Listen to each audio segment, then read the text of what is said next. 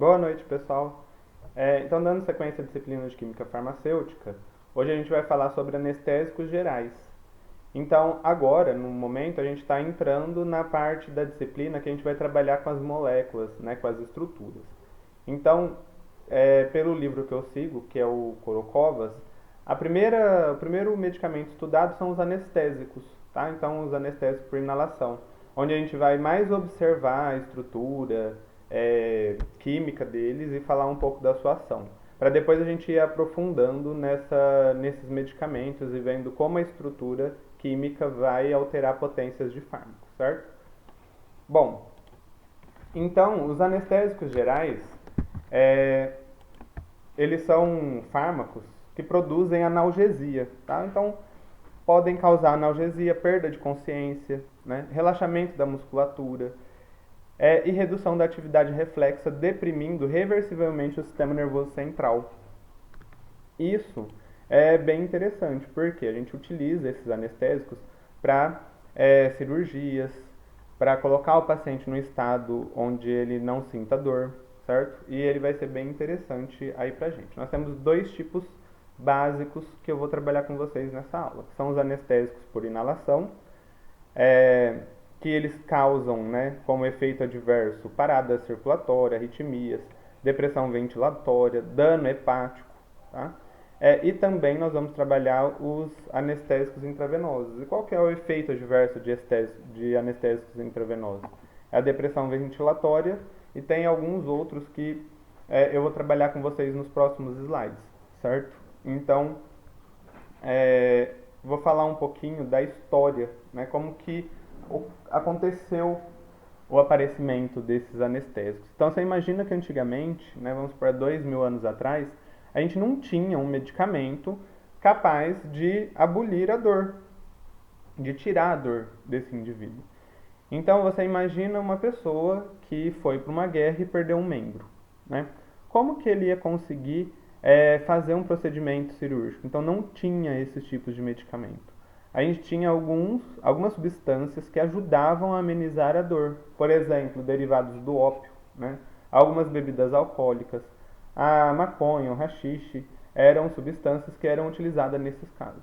Nós temos uma história bem interessante, né, que aconteceu no Egito, de um faraó chamado Tutankhamon. Então, Tutankhamon, pela sua história, acredita-se que ele morreu devido a uma pancada que ele levou na cabeça. Essa pancada causou um traumatismo craniano. E ele não morreu imediatamente. Então ele ficou alguns dias para poder sentindo dor até ele vir a óbito. Então você imagina como que não foi, né? E conta-se na história dele, pelos hieróglifos, de que nesses últimos é, dias de vida ele tomava muito vinho, né? Então ele levavam vinho para ele na cama e ele praticamente ingeria o vinho aí o dia inteiro para conseguir suportar aí a dor desses últimos dias que ele viveu, tá? Já que naquela época não se tinha cirurgia, não tinha esses procedimentos que tem hoje. Ainda bem que evoluiu e hoje a gente tem os anestésicos que são os que eu vou mostrar para vocês, tá? Então, como que causa anestesia? Como que o anestésico causa anestesia, né? Primeiro, ele vai causar uma hipnose, que é uma perda de consciência, o que facilita procedimentos, tipo intubação, ventilação, né? E em si a analgesia, que é a perda da sensibilidade da dor. Então, a partir do momento que o medicamento consegue causar a analgesia, a pessoa já não sente mais a dor, certo? É essencial para procedimentos cirúrgicos. E também a ausência na resposta reflexa desse paciente. O que é essa resposta reflexa? Quando o paciente sente estímulos nociceptivos, que são dolorosos, automaticamente o nosso organismo nosso cérebro manda uma resposta e o membro onde está vindo a dor ele se mexe. É como se eu tivesse colocado a mão no fogo. Ao sentir o calor, a minha resposta, né, reflexa, é tirar a mão do lugar que está quente. Então, isso numa cirurgia seria inadmissível, porque imagina um médico com um bisturi fazendo uma cirurgia, né, perto aí de órgãos muito importantes no nosso organismo, e o paciente se mexe, né, tem essa resposta reflexa. Então isso é muito interessante porque esses medicamentos eles conseguem bloquear essas respostas também, tá? E esse relaxamento muscular, ele nem sempre pode estar presente o relaxamento muscular em si, tá? A ausência da resposta reflexa, ela está presente. Porém, o músculo ele pode estar relaxado ou ele pode estar tenso. Se ele estiver relaxado, vai ser ótimo, porque vai melhorar ainda mais, facilitando o procedimento cirúrgico. Aqui eu tenho para vocês uma tabela, né? Um gráfico, quer dizer, que mostra os efeitos de um anestésico, né, da anestesia. Então, primeiramente, eu estou comparando quem? Benzodiazepínicos, que é a vermelha aqui, certo? Estou comparando também etanol, né? Então a bebida, o etanol, que é essa linha mostrada aqui, e os barbitúricos, que é essa em amarelinha que está bem clarinha aqui, né? Mas então eu estou comparando a dose e esses três tipos de substâncias químicas. Aqui pra gente é tudo substância química, tá? Então a gente sabe que dependendo da dose que você está dando para a pessoa, eu tenho um desses tipos de resposta. Então em doses mais baixas, a gente tem o efeito ansiolítico, tá? Efeito anticonvulsivante, então em uma dose um pouquinho maior. Efeito sedativo, certo? Então o efeito sedativo é interessante. Então a sedação é quando a gente coloca aí a pessoa, né, ela entra no estado de sonolência, tá? Então esse é o sedativo. Intoxicação e ataxia. Essa ataxia ela acontece onde a pessoa ela fica parada, né, ela está intoxicada ali, que é bem próximo da resposta com a anestesia, que pode ser uma anestesia e também um coma, tá? Dependendo da substância que a gente está trabalhando. Você vê que eles colocaram uma barra aqui. E a falência respiratória. Tem alguns medicamentos, né?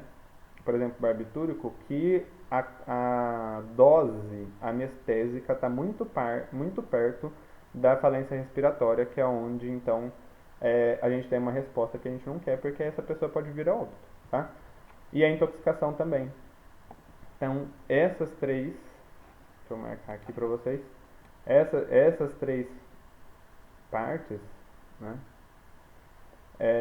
que a gente vai trabalhar aqui, elas são muito próximas. Então, quando eu quero usar uma substância como anestésico, eu tenho que observar isso, né? Qual dos anestésicos tem uma distância maior da anestesia com a falência respiratória? Vamos observar, por exemplo. Então, a gente sabe que BZD, benzodiazepínicos, eles são utilizados muito como anticonvulsivante. Olha só, em doses baixas, né, efetivamente baixa aqui, eu tenho o efeito anticonvulsivante, que é o que eu quero. Porém, ele também consegue dar um efeito de sedação, né, e em doses mais altas eu consigo um efeito de anestesia, tá, e aí podendo chegar à falência respiratória. Então esse medicamento, né, se eu for utilizar ele lá como anticonvulsivante, que está aqui, a quantidade de medicamentos para eu ter o efeito anticonvulsivante está bem longe da quantidade de medicamentos que eu preciso dar para a pessoa para ter a falência respiratória, tá? Então esse gráfico ele também nos diz um pouco da segurança desse medicamento. Que mais? O etanol. Vamos pegar a bebida, né, o álcool. Como que ele funciona? Olha só, ele não é considerado um medicamento justamente, olha só, né, ou como ele se mostra nesse gráfico. Eu preciso, em doses baixas, né, então em doses baixas eu não consigo o efeito que eu quero, tá? Então imagina que a gente chega numa balada e começa a beber, né? Eu tomo um copo, dois, quando eu estou chegando lá, estou começando a me soltar, ou seja, eu tenho um efeito ansiolítico. Então esse efeito nessas doses mais baixas do álcool, tá? É o efeito que a gente tem quando a gente tá numa balada e você quer chegar próximo de alguém, quer conversar, né, com alguém que você está paquerando ali. Então essa dose que a gente ingere, ela serve como esse efeito, abaixa a ansiedade e faz com que a gente sinta mais a vontade de chegar lá, né, na pessoa que a gente quer e tudo mais. Porém, né, se a pessoa continuar ingerindo, olha só, né, a gente pode chegar no efeito de sedação, que é aquele efeito quando a pessoa está bebendo muito, né, ingeriu muito álcool, vamos supor, A pessoa tá lá na balada, continua bebendo, bebendo a noite inteira. Aí chega uma hora que é o que eu falo assim, efeito sedativo. O que acontece? Essa pessoa ela pode chegar em casa, tropeçar, cair da escada, esbarrar, né, em algum lugar, no outro dia ela aparece roxa, ela nem lembra, porque ela nem sentiu a dor. Isso aconteceu porque ela ingeriu uma quantidade de álcool que levou a efeito sedativo, né? Sedativo e anestésico, certo? Então são doses próximas, se a gente for ver aqui o efeito de sedação e de anestesia. Tem pessoas que dormem, né? Então, tem um efeito sedativo, a pessoa bebeu e começa a dar sono, né? Por quê? Porque está aqui próximo. Vê que a quantidade não aumenta muito do efeito anestésico, então onde a pessoa chega em casa, tropeça, né? Ou ela esbarra em alguma coisa e aparece o roxo no outro dia, nem sentiu a dor, do efeito sedativo, que é aquele que dá sono. Só que o problema do álcool é este. Porque quando nós estamos com alguém nessa fase aqui, ela está muito próximo, né, da falência respiratória. E aí a gente tem várias situações de pessoas que já faleceram por intoxicação alcoólica, né? O que mais? O último que eu tenho aqui são os barbitúricos, que é essa linha aqui, certo? Vou marcar ela em verde. É essa linha aqui, ó. Os barbitúricos, eles são utilizados, né, também aí bastante como anestésico, como anticonvulsivante. Nós vamos falar dele também, tá? Ele está aqui no gráfico e ele segue a mesma ideia. Nesse caso, vocês observam uma coisa, ó, o álcool eu preciso de uma dose grande para eu conseguir os efeitos que eu quero, tá? Vê aqui na quantidade de doses que eu tenho, ó. Já o barbitúrico não, né? O barbitúrico, baixas doses, ele já leva o efeito anticonvulsivante e se a pessoa continuar ingerindo, né, esse medicamento, que é um medicamento um pouco mais perigoso, ela já chega aí na falência respiratória, tá? Que é o que a gente não quer. Então, eu acho que esse gráfico ele dá para entender um pouco dos efeitos que a gente tem desses anestésicos que a gente vai trabalhar, tá? A maior parte passa por esses tópicos. Nem todos têm todos esses efeitos, mas eu acho que esse gráfico ajuda a gente a entender um pouco sobre eles, tá? Por isso que eu coloquei aqui na aula. Então vamos falar sobre os anestésicos de inalação, por inalação. Eles são voláteis, ou seja, eles são gases, né, que vão ser inalados e eles podem ser na forma gasosa. Eu tenho o ciclopropano, o criofluorano, o etileno, o óxido nitroso, eu vou falar um pouquinho deles, ou líquidos voláteis, tá? Que também, a partir do momento que ele se volatilizou, ele está em forma gasosa, tá? Então, cloreto de etila, clorofórmio, éter, alguns a gente nem usa mais, tá? O alotano, tem bastante aí, eu vou passar um pouquinho deles para vocês, certo? Eles vão variar muito quanto à potência e segurança e a capacidade de induzir anestesia e relaxamento muscular. E eles estão divididos devido à sua classificação química, né? Então eu tenho os éteres, eu tenho os hidrocarbonetos halogenados, que são esses daqui, certo? Então a sua classificação depende da sua estrutura química. Alguns, como eu falei para vocês, eles foram substituídos, eles têm muitas desvantagens e a gente não utiliza mais, certo?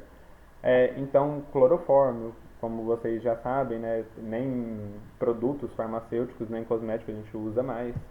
Éter vinílico, cloreto de etila, tá?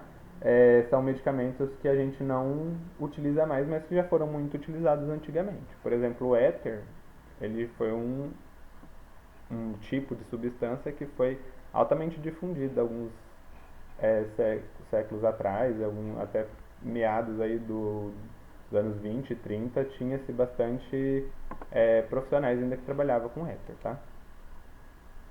Então, o ciclopropano é um gás altamente inflamável, incolor, com odor característico. Ele tem uma característica que não é muito legal, ele é explosivo quando misturado com certas concentrações de ar e oxigênio, certo? Então, imagina você num hospital onde você tem, né, o oxigênio ali perto e tudo mais, e você está trabalhando com uma substância dessa. Então, a segurança da substância, ela também é muito importante para a gente. E aqui eu tenho, né, a cara da molécula Como a gente está começando por anestésicos, e vocês vão ver lá para o final que o mecanismo de ação anestésica propriamente dita, ele ainda não está bem classificado na nossa literatura científica, né? A gente não sabe muito bem como ele funciona exatamente. Nessa parte da disciplina a gente vai ver mais a cara, né, da molécula, como que ela é. Eu tenho uma tabela depois para vocês verem, entenderem qual que é a importância deles e qual que é a classificação, tá? Mas propriamente dito, como a gente vai entrar depois em ansiolíticos, antidepressivos, que a gente consegue ver a parte da molécula que vai causar a ação ansiolítica, a ação antidepressiva, em anestésicos a gente ainda não consegue falar propriamente dito qual é a parte, como ele funciona, tá? Óxido nitroso, também chamado de gás hilariante, ele é um gás incolor, não inflamável. Ele é sempre empregado, né, juntamente com oxigênio, pois ele causa anóxia, ou seja, se ele for empregado sozinho, ele vai causar uma anóxia, que é a falta de oxigênio na corrente sanguínea. Tá? Ele é menos tóxico dos gases e em baixas concentrações ele é chamado de gás hilariante porque ele induz, né, a risada, parece que a pessoa está rindo, certo? Pela contração que a gente tem da musculatura. Alguns é, dentistas ainda utilizam óxido nitroso. Éter. O éter, como eu falei para vocês, ele é um líquido, né, incolor, muito volátil. Então, na hora que a gente abre um frasco de éter, ele já começa a evaporar. E ele era muito utilizado antigamente, onde diluía-se ele num pouco de pano e colocava, né, na boca do paciente e pedia para ele respirar. O éter também, em filmes mais antigos, assim, dá para ver que algumas pessoas usavam, né, para sequestro e tudo mais, porque colocava aí no pano, colocava na boca da pessoa. O éter, ele causa sim anestesia, não é tão rápido, né, como parece em filmes aí, ele demora um pouco para ter uma ação. Hoje em dia a gente não utiliza ele mais como anestésico para ser humano, a gente utiliza ele mais para procedimentos em animais ou até para biólogos que trabalham com insetos. Ele também causa, né, esse efeito anestésico em insetos e aí sim ele ainda é utilizado. Eu mesmo no mestrado e no doutorado usei bastante éter porque eu trabalhei com alguns barbeiros que transmitem a doença de Chagas, trabalhei com alguns tipos de heteróptera e a gente utiliza o éter para poder causar essa anestesia nesse inseto para a gente poder trabalhar com ele, tá? O fluoroxeno, ele também é um líquido incolor inflamável, né? Ele tem essa forma da molécula. A potência é semelhante à do éter e ele foi planejado através do método de substituição, né? Isostérica e de hibridação, e aí né, a gente pega a molécula e faz algumas alterações nela para poder desenvolver outros tipos de substâncias anestésicas. Tá? Metoxiflurano, ele é um líquido incolor não inflamável. Ele é contraindicado para pacientes com cirrose, porque ele tem uma ação hepatotóxica muito grande, né? E com disfunção renal, causando disfunção renal. E ele produz efeitos depressores acentuados sobre o sistema cardiovascular. Então também é um tipo de substância que a gente tem que tomar um pouco mais de cuidado, né, ao se trabalhar com ela. O enflurano é um líquido incolor, límpido, estável, potente e não inflamável. Tá? Ele produz a hidratação molecular e assim, né, o seu produto da hidratação molecular produz efeitos depressores sobre o sistema cardiovascular. Tem algumas clínicas que ainda utilizam. Eu vou mostrar mais para o final a utilização deles por veterinários, que é muito utilizado, é bem legal também. Na clínica, né, hospitalar, a gente utiliza também bastante, os médicos utilizam bastante, tanto que o médico, para ser anestesista, ele tem que passar por muito estudo, porque você colocar uma pessoa em anestesia e deixar ela, né, ou induzir um coma, por exemplo, nessa pessoa, você tem que ser muito especialista, você tem que estudar muito para conseguir reverter isso, certo? Então, quando a gente fala de anestésico e inalação, eles são anestésicos mais fracos. Geralmente a gente dá o anestésico por inalação para depois começar os procedimentos e os outros anestésicos e tal.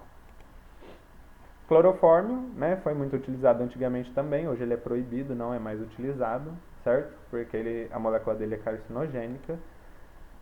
Ele também tem um problema, tá? Peguei do livro aí, então o clorofórmio na presença de oxigênio e luz, ele vai produzir um gás altamente corrosivo ao pulmão.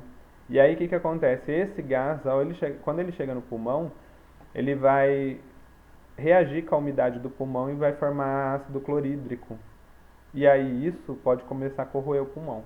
Então o clorofórmio já não é mais utilizado, já faz muito tempo, tá? Justamente por causa das complicações que ele causa. O tricloroetileno também é uma substância incolor, não inflamável, muito tóxico, usado com uma anestesia somente em pequena cirurgia, tá? Ele é um adjuvante do óxido nitroso, né? Pode ser aí um adjuvante, e geralmente quem usa ele é exatamente para procedimentos muito rápidos. O alotano também, líquido não inflamável, não explosivo e não irritante. Então, vê que a gente vai, né, ao longo da química farmacêutica, foram mudando as moléculas, justamente para a gente conseguir, né, estudando mais, para conseguir líquidos, por exemplo, não inflamável, ótimo. Você imagina você estar lá num hospital, onde um procedimento cirúrgico, o paciente vai estar ali com gás, oxigênio, você pode ter alguns tipos de equipamentos de cauterização, por exemplo, que podem causar faísca, né? Então, você não quer um líquido inflamável e explosivo do seu lado, certo? Isso são características desse produto químico que a gente tem que levar em consideração na hora de escolher o anestésico para a cirurgia. Então, o médico, quando ele está na equipe multidisciplinar do hospital, ele tem que levar em consideração essa parte, certo? Bom, é um anestésico de escolha para paciente asmático, tá? Porque ele dilata os bronquíolos, então ele é bem interessante por causa disso. Produz efeitos depressores acentuados sobre o sistema cardiovascular. Então ele ainda é utilizado. Tá? Isoflurano também, não inflamável. Produz efeitos depressores acentuados sobre o sistema cardiovascular também. Ele tem algumas alterações aí na sua molécula. Também é utilizado, tá?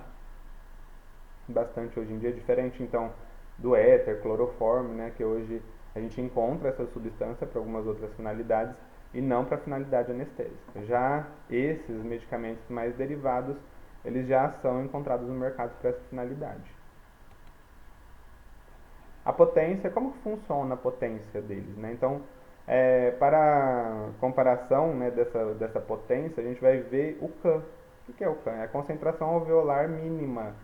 Então, é a concentração de vapor, né, nos pulmões necessário para prevenir a resposta motora, em 50% dos indivíduos.